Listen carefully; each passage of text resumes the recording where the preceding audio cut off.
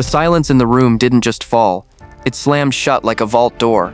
It was the kind of quiet that makes your ears ring, the sound of 12 billionaire board members simultaneously forgetting how to breathe. Marcus Sterling, the CEO who prided himself on owning every room he entered, let his gold fountain pen slip from his fingers.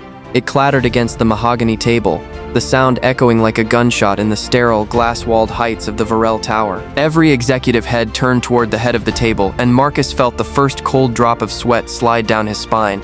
He finally understood why his security detail was standing perfectly still, their hands visible and empty.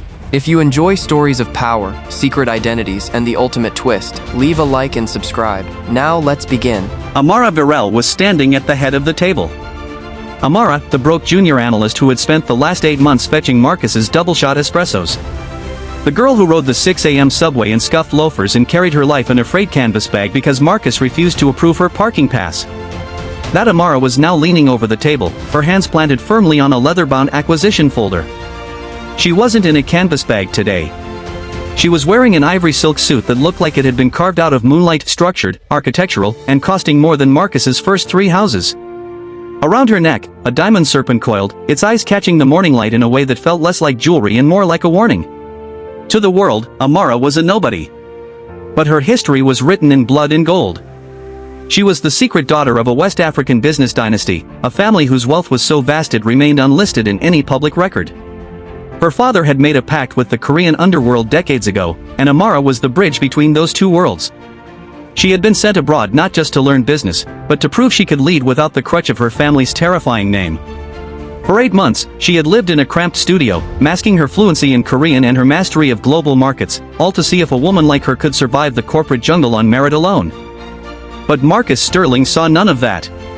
To him, she was just an eyesore. The fluorescent lights of Virelle Global hummed as the clock bled past 9 p.m. Amara sat at her cramped desk, far from the windows, processing the data the real players used to win. Her desk phone buzzed an encrypted line. She picked up, her voice dropping into the elegant, rolling cadence of high society Korean. "Everything is moving according to schedule," she murmured to Kang Jae-Hyun, the head of a dominant syndicate. "Marcus thinks poverty is a lack of character. He hasn't noticed that the lion is already in the room." The next morning, the lobby was a cathedral of glass and ego. Marcus Sterling stood by the security desk, his face a mask of cold fury. "Stop right there," he boomed. "This company is built on prestige. And yet, every morning, I see you dragging this broke aesthetic through my lobby. You look like a charity case. You're a blemish on the Virelle brand. Consider your employment terminated." He leaned in, dropping his voice to a vicious whisper. "Go back to whatever hole you crawled out of. You were never one of us, and you never will be." Amara didn't flinch. "Is that all, Mr. Sterling?" she asked. As she walked away, clutching a cardboard box, the junior executives laughed, mocking her scuffed shoes and predicting she'd be homeless by Monday.